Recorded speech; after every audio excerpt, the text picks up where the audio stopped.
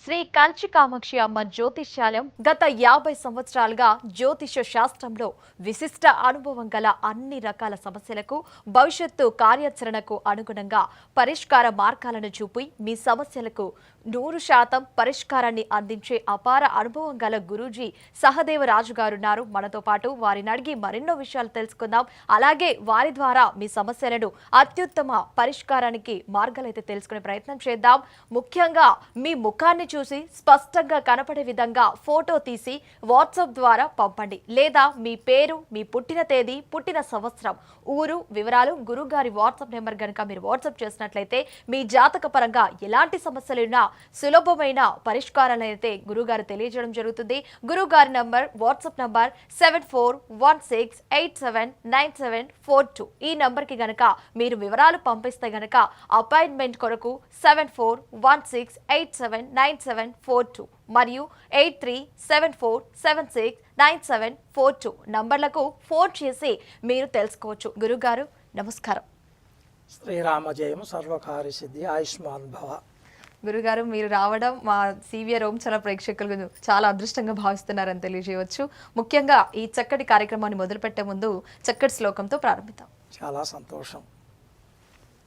శుక్లాంబరధరం విష్ణుం శశివర్ణం శతరుభుజం ప్రసన్నవదనం ధ్యాయే సర్వవిఘ్నోపశాంతయే అగజాననారణ పద్మారికమగజాననమగర్నిశం అనేకదంతం భక్తానాం వేకదంతం పాస్మయే వేకదంతం పాస్మయే వేకదంతం పాస్మయే. వినాయక, విఘ్నేశ్వర, కాణిపాక వరసిద్ధ నాయక, కరుణాకటాక్షం ఈ ప్రకృతి యందు, సృష్టి యందు, ప్రజల యందు, మానవుల యందు, ఈ యొక్క లోక కళ్యాణమందు నీ సహకారం కావాలని కోరుకుంటున్నాను తండ్రి. గణపతి రాజా, గురు బ్రహ్మ, గురు విష్ణు, గురుదేవో మహేశ్వర, గురు సాక్షాత్ పరబ్రహ్మ తస్మై శ్రీ గురవే నమః. సర్వే జనా సుఖినో భవంతు. ముఖ్యంగా గురుగారు మనం చూసుకున్నట్లయితే ఈ రోజుల్లో భార్యాభర్తలకు అనేక సమస్యలు అనేవి ఎదుర్కొంటున్నారని చెప్పవచ్చు. అదే విధంగా కుటుంబాలు అనేవి విడిపోతున్నాయని కూడా చెప్పవచ్చు. ముఖ్యంగా అసలు ఈ కుటుంబాలు అనేవి విడిపోవడానికి, భార్యాభర్తల మధ్య సమస్యలు రావడానికి ఇలా మరెన్నో కారణాలు ఉంటాయని నేను విన్నాను. అసలు ఇలాంటి బంధాలు విడిపోవడానికి ముఖ్య కారణాలు ఏమై ఉంటాయని చెప్పవచ్చు? ప్రకృతిలో ఈ యొక్క మానవ ప్రపంచ వాళ్ళకి సంబంధించిన విషయంగా అడిగారు మీరు. కాకపోతే వాళ్ళ పూర్వజన్మ సుకృతాన్ని బట్టి కొన్ని మంచి కార్యాలలోనే వెళ్ళిపోతుంటారు. కొన్ని మధ్యలో కొన్ని గ్రహాల వల్ల కొన్ని ఆటంకాలు సంభవించినప్పుడు ఒకరినొకరిని అర్థం చేసుకోకోకుండా పూర్వకాలంలో కలిసి అన్యోన్యతగా ఆనందంగా ఉండేవాళ్ళు కూడా మధ్యకాలంలో వాళ్ళకి ఏదో ఒక మనస్మర్థనగా కొన్ని కారణాల్లో భర్త పైన కానీ భార్య పైన కానీ భర్తకి కొన్ని ప్రేమలు అనేటి కొంచెం తగ్గిపోయి కొన్ని సమస్యలు ఏర్పడుతుంటాయి కుటుంబంలో. అవి వాస్తవమే. కాకపోతే అన్ని గ్రహాల మూలంగా జరుగుతున్నాయి కాబట్టి కొన్ని కారణంగా తెలిసిన వ్యక్తులు సలహా తీసుకొని, గురువులు సలహా తీసుకొని కొన్ని గుళ్ళకి, పూజలకి, కొన్ని యాత్రలు కూడా సేవిస్తే అవి కొంతకాలం నివారణ అవుతాయి. మంచిగా మళ్ళీ వాళ్ళు అన్యోన్యతగా తప్పకుండా వాళ్ళు కలిసి కలకాలం జీవించే అవకాశాలు ఉంటాయి. ముఖ్యంగా ఇట్లు మనం చూసుకున్నట్లయితే సంతానం కలగపోవడానికి చాలా మంది అనేక ఇబ్బందులు ఎదుర్కొంటారు. ముఖ్యంగా చాలా మందికి సంతానం లేక సంవత్సరాలు పొడవుగా కూడా అసలు సంతానమే లేని మనుషులు కూడా ఉన్నారు. భార్యాభర్తలు కూడా సంతానం లేక చాలా వరకు అనేక ఇబ్బందులు ఎదుర్కొంటున్నారు. అసలు ఈ సంతానం అనేది కలగకపోవడానికి ముఖ్యమైన కారణాలు ఏవై ఉండవచ్చు అంటారు? సంతానం ప్రకృతికి మూల కారణం. సంతత లేకపోతే ప్రకృతి అభివృద్ధి కాదు. మానవాళికి భగవంతుని కృపతో అన్యోన్య దాంపత్యాయము కళ్యాణ ప్రాప్తి అయిన తర్వాత వాళ్ళకి సంతానం గురించి ఎదురు చూస్తుంటారు. ప్రకృతి అభివృద్ధి కావాలి, మనకంటూ వంశం ఉండాలని. కాకపోతే భగవంతుడు ఇచ్చిన సంతానం ఏదైనా ఒకటే, బాబైనా పాపైనా ఏ సంతానమైనా ఒకటే. కాకపోతే వాళ్ళ కారణ జన్మల్లో కొంతమంది పుత్రప్రాప్తం కూడా ప్రాప్తిస్తుంది. స్త్రీలు కూడా లక్ష్మీదేవి అమ్మవారు, స్త్రీ అంటే స్త్రీ శక్తి. ఆ రకంగా అమ్మవారు కూడా జన్మించడం కూడా మహాభాగ్యము. అది అదృష్టపరంగానే ఇలా ఆడవాళ్ళు మగవాళ్ళని మధ్యకాలంలో ఈ భేదాలు ఇప్పుడు వస్తున్నాయి. పాప పుడితే పాపను ఎలా చూడగలుగుతాం, ఆర్థికంగా ఉన్నాం, ఎలా ఏమైనా కాపాడుకొని పెంచి పెద్ద చేసి మ్యారేజ్ చేయగలుగుతామనే ఒక అభ్యంతరాలు ఇప్పుడు వస్తున్నాయి. ఆ కాలంలో ఆడవాళ్ళని కన్నారు, మగవాళ్ళని కన్నారు. ఆ కాలానికి అనుగుణంగానే వాళ్ళు పెంచి పెద్ద చేశారు, పెళ్ళిళ్ళు చేశారు. అన్ని విధాలుగా వాళ్ళు బాగున్నారు. కాకపోతే ఇప్పుడు కొన్ని సంతానం గురించి కూడా వాటికి కూడా దైవ యాత్రలు దైవ పూజలు కూడా కొన్ని చేయాల్సిన అవకాశాలు ఉంటాయి. లేదంటే వాటికి పరిష్కారం అనేది పరమార్థమైన కొన్ని పూజలు కూడా చేయించుకోవాల్సిన అవసరాలు కూడా ఉంటాయి. వాళ్ళకి కొన్ని గుళ్ళు గోపురాలు తిరిగినంత మాత్రంతో కాకుండా కొన్ని పరిష్కారాలు అనేది కూడా చేస్తే వాళ్ళకి సంతాన ఫలితం కూడా తప్పనిసరిగా కలుగుతుంది. పిల్లలు తల్లిదండ్రుల మాట వినకపోవడం అనేది మనం సాధారణంగా వింటూనే ఉంటాం. వాళ్ళు మారం చేయడం కూడా జరుగుతుంది. అసలు పిల్లలు అనేది చాలా వరకు తల్లిదండ్రుల మాట విన్న వాళ్ళు ఉంటారు, వినని వాళ్ళు కూడా రెండు విధాలుగా ఉంటారని విన్నాము. అసలు ఇలా వినకపోవడానికి కారణాలు కూడా ఉంటాయంటారా? ఉన్నాయి, తప్పనిసరిగా కారణాలు కూడా ఉన్నాయమ్మా. కాకపోతే వాళ్ళ పిల్లల పెంపకంలో ప్రతి వ్యక్తి కూడా మా బాబు ప్రయోజకుడు కావాలి, మా పాప ప్రయోజకురాలు కావాలి, వాళ్ళు భవిష్యత్తులో ముందుకెళ్ళాలి, ఎడ్యుకేషన్లో ఆరోగ్యపరంగా చదువులు గొప్పగా చదివి జాబ్ అయినా వ్యాపారమైనా ఏదో ఒకటి ఉద్యోగ రంగమైనా ప్రయోజకులు కావాలని కోరుకుంటారు. కానీ వాళ్ళు కోరుకున్నంత మాత్రంతో క్షేమాన్ని కోరుకుంటారు తప్పని అపక్షేమాన్ని కోరుకోరు. కాకపోతే కర్మానుసారంగా వాళ్ళు కొన్ని చెడు గ్రహ దోషాల వల్ల వాళ్ళు ఎడ్యుకేషన్లో కొనసాగకుండా పోవడం, స్నేహిత ధర్మంగా చెడు స్నేహితులు తిరగడం, ఆరోగ్యాన్ని అనారోగ్యంగా చేసుకోవడం, పెద్దల మాట వినకుండా నాన్న మాట కానీ అమ్మ మాట కానీ లెక్క చేయకుండా గ్రహించకుండా చెడు తిరుగుళ్ళు తిరిగి చెడ్డ పేరు కూడా తెచ్చుకుంటున్నారు. దానివల్ల అమ్మ నాన్నకి ఎంతో ఆందోళనగా ఉంది. వాళ్ళకి చాలా కష్టం. అది చెప్పాల్సిన సమీక్ష కాదు. అది పిల్లల భవిష్యత్తు గురించి ఆ బాధ అనేది అది అంతా ఇంత అనేది కాదు. అది ఎవరు చెప్పుకోలేరు బయట. మా బాబు ఇలా చేస్తున్నాడు, మా పాప ఇలా చేస్తుండని చెప్పుకుంటే ఒక ఇంటి గుట్టు వీధిలో పలసనని అది ప్రయోజనం లేకుండా పోతుందని వాళ్ళ మనసులో పెట్టుకొని కుమిలిపోతుంటారు. ఏదో వాళ్ళ బంధుత్వంలో వాళ్ళకి రక్త సంబంధమైన వ్యక్తి ఎవరు ఉంటే ఒకరికో ఇద్దరికో చెప్పుకుంటారు, వాళ్ళ ద్వారాగైనా మా పిల్లలు మారుతారని. కానీ కొన్ని సలహాలు తీసుకొని ఆటోమేటిక్గా బంధుమిత్రులు కావలసిన వాళ్ళ ద్వారా కూడా వాళ్ళ సలహా పేరుకి మారిన వాళ్ళు ఉన్నారు. కాకపోతే వాళ్ళ గ్రహాల వల్ల అదే స్థితిలో వెళుతుంటారు, మారకుండా అదే లైన్లో వెళుతుంటారు. కాకపోతే వాళ్ళకు కూడా గుళ్ళు గోపురాలు దైవ పూజలు కూడా చేయించి చూడాలి. మనం చూసిన తర్వాత వాళ్ళు మారకపోతే దానికి కొన్ని పరిహారాలు అనేటివి కొన్ని ఉంటాయి. ఆ పరిహారాల ద్వారా వాళ్ళు మారుతారు. వాళ్ళు మళ్ళీ ఆటోమేటిక్గా ప్రయోజకులు అవుతారు. తప్పకుండా వాళ్ళకి సొల్యూషన్ లేదు అనే దానికి కారణం లేదు, సొల్యూషన్ ఉంది, వాళ్ళు ప్రయోజకులు అవుతారు తప్పనిసరిగా. మానవ జీవితంలో మార్పులు చేర్పులు అనేటివి వాస్తవంగా వస్తుంటాయి, అది సాధారణమే. కాకపోతే మంచి మార్పులు వచ్చినప్పుడు మనకు అన్ని విధాలుగా మనం అనుకున్నట్టుగా గృహప్రాప్తి జరిగింది, వాహన ప్రాప్తి జరిగింది, లక్ష్మీ చేతిలో ఉంది, ఒకరికి మనం సహాయం చేసే స్థితి కూడా మనకు భగవంతుడు ఇచ్చాడు అనే భావంలో కొన్ని ఇబ్బందికరంగా కొన్ని బంధుమిత్రులు కొంత పరిస్థితులు కొంచెం వెనక ముందు ఉండేవాళ్ళు కూడా వాళ్ళంతూ వాళ్ళు సహాయం చేసి కూడా పర్వాలేదు మన వాళ్ళు బాగుండాలని కోరుకుంటారు. కొంతమంది ఎదుటి వాళ్ళ గురించి పట్టించుకోరు. ఏదున్నా కష్టమైనా నష్టమైనా మనమే చూసుకుందామనే భావంలో కొంతమంది ఉంటారు. కాకపోతే కష్ట నష్టాలు అనేటి మానవ జీవితానికి కొన్ని పాపాలు చేసినందువల్ల కొన్ని పుణ్యాలు చేసినందువల్ల మంచి జరుగుతుందని, పాపాలు చేసినందువల్ల చెడు జరుగుతుందని అది వేదము భారతము భాగవతము గ్రంథం అవి వాస్తవంగా జరుగుతూనే ఉన్నాయి. కాకపోతే కొందరు అంటారు కదా ఇవాళ రేపు పాపం చేసిన వాళ్ళే బాగున్నారు స్వామి, పుణ్యంగా పోయిన వాళ్ళు అనుకూలంగా లేరు ఏంటి స్వామిని కూడా అడుగుతారు. ఆ రకంగా వాస్తవంగా అయితే కొన్ని గ్రహ బలాల వల్ల కొన్ని మార్పులు చేర్పులు వస్తుంటాయి. ఆ మార్పులు చేర్పులో మంచిగా ఉన్నప్పుడు 10 మందికి మనం సహకరించడమే మానవ ధర్మం. చెడుగా ఉన్నప్పుడు ఆ చెడును మనం ఎట్లా సొల్యూషన్ చేసుకోవాలా, ఏ ద్వారాగా ఎవరి ద్వారాగా ఏ గురువులను కలవాలా, ఏ గురువులు అయితే మనకు సరిపోతారనేది మంచి వ్యక్తులని గురువులను ఎంచుకొని వాళ్ళని కలుసుకొని వాళ్ళ ద్వారాగా కొన్ని పూజలు చేయించుకుంటే తప్పనిసరిగా అవన్నీ కవరప్ అయ్యి బాగు ఆనందంగా ఉంటారు. ఎంతో చదువులు చదువుకున్నా కూడా ఉద్యోగాలు రాక చాలా ఇబ్బందులు పడతారు. ఆ ఉద్యోగాలకు కూడా చాలా మంది డబ్బులు ఖర్చు పెడతారు. దానికి ముందుగా చదువుల కోసం తల్లిదండ్రులు లక్షలుగా ఖర్చు పెట్టి చాలా వరకు ఏంటంటే ఆ ఉద్యోగాలు రాక ఇబ్బందులు పడుతూ ఉంటారు. అసలు ఇలా రాకపోవడానికి ముఖ్య కారణాలు ఏమైనా ఉండి ఉంటాయంటారా? తల్లిదండ్రులు అబ్బాయిలు పాపలు వాళ్ళ భవిష్యత్తుల్లో పెద్ద చదువులు చదవాలి, ప్రయోజకులు కావాలి, గొప్పవాళ్ళు కావాలనే మమకారంతో ఆశతోనే వాళ్ళకి ఎంతో బోధన కూడా చేస్తుంటారు. స్కూల్లో కాలేజీల్లో చెప్పింది కాక కొంతమంది ఎక్స్పీరియన్స్ ఉన్నోళ్ళు తల్లి అయినా తండ్రి అయినా శ్రద్ధగా కూర్చొని ఏం సబ్జెక్ట్ జరుగుతుంది, ఏం రాస్తున్నారు, ఎలాగ రాస్తున్నారు అని కూడా అడిగి తెలుసుకునే వాళ్ళు కూడా కొందరు ఉన్నారు. ఎక్కువ మంది అనేది సరే పోతున్నారు వస్తున్నారు కాలేజీకి స్కూల్కి అనే భావనలోనే పర్వాలేదులే అనే ఆలోచనలో ఉంటారు కొంతమంది. వాళ్ళ జాబులు, వాళ్ళ బిజినెస్లు, వాళ్ళ వ్యవసాయాలు వాళ్ళే చూసుకుంటారు. ఈ పిల్లలు ఏం చేస్తున్నారా, ఎంతవరకు చదువుతున్నారా అనేది పెద్దగా కొందరు పట్టించుకోరు. వాస్తవంగా అయితే కొందరు పట్టించుకుంటారు.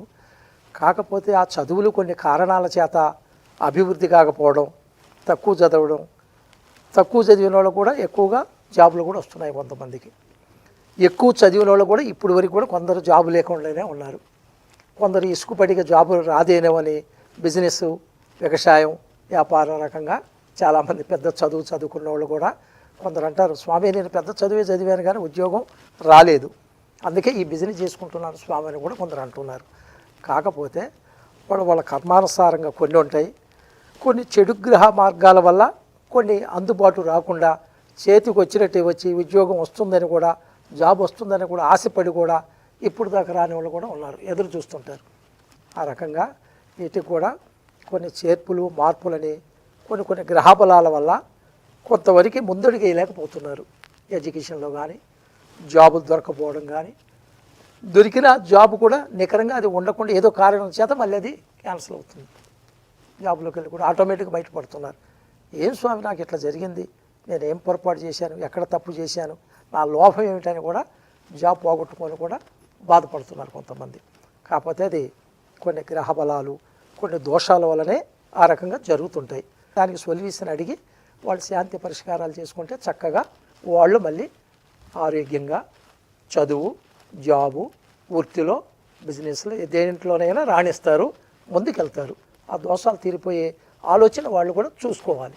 జాతకంలో ఉద్యోగ స్థిరత్వం ఎప్పుడు కలుగుతుందని చెప్పవచ్చు. అదేవిధంగా తరచుగా ఉద్యోగ మార్పులు అనేవి జరుగుతూ ఉంటాయని కూడా వినే ఉంటాము, చాలా వరకు జరుగుతూ ఉంటాయి. అసలు ఇలా జరగడానికి ముఖ్య కారణాలు ఎందుకై ఉంటాయి అంటారు? అసలు ఇలా ఎందుకు జరుగుతాయి అంటారు? దీనికి ముఖ్య కారణం ఏమై ఉంటుంది? ఉద్యోగ కారణాలంటే వాళ్ళ ఎడ్యుకేషన్ విధానాన్ని బట్టి, వాళ్ళ యొక్క ఆలోచన అనుభవం ప్రకారంగా వాళ్ళు ప్రయోజకులయ్యే అవకాశాలు కూడా ఉన్నాయి, లేకపోలేదు. కాకపోతే అన్నీ ఉండి కూడా వాళ్ళు రాణించలేకపోతున్నారు, ఉద్యోగంలో జాబుకు అందుకోలేకపోతున్నారు, చాలా మానసికంగా బాధపడుతున్నారు. అనేక విధాలు, ఒక విధం కాదు, ఏం చేసినా వాళ్ళకి ప్రయోజనం అనేది వాళ్ళ మనోనిగ్రహం కూడా కరెక్ట్గా నిలవలేకపోతుంది. ఇటు జాబేనా, లేకుంటే బిజినెస్ చేసుకోవాలన్నా, లేకపోతే రైతాంగం చేయాలన్నా, అసలు ఎందుకు జాబు రావటం లేదనేది ఒక ఆందోళన అనేది వాళ్ళలో తప్పకుండా ఏర్పడుతుంది. దానికి కొన్ని కారణాల వల్ల కొన్ని ప్రయత్నాలు కూడా విఫలం కావడం కూడా, వాళ్ళకి మధ్యలో కొన్ని గ్రహదోషాలు కూడా సంభవించి ఉంటాయి. ఇది మాత్రం వాస్తవం. లేకపోతే అంత గొప్ప చదివిన వాళ్ళకి జాబు రాని కారణం ఏంటంటే మానవ శరీరంలో ఏదో ఒక దోషం అనేది ఆరోగ్యంగా, ఎడ్యుకేషన్గా, బిజినెస్ తరపున ఇలాంటి కారణాలు కొన్ని ఉన్నాయి. ఆ దోష పరిహారం వాళ్ళు చేసుకుంటే తప్పకుండా వాళ్ళు ప్రయోజకులు అవుతారు. ప్రతి నుదుటి రేఖలో ఓ కథ, కళ్ళ లోతుల్లో దాగిన భావాలు, నుదుటి రేఖలో దాగిన అనుభవాలు.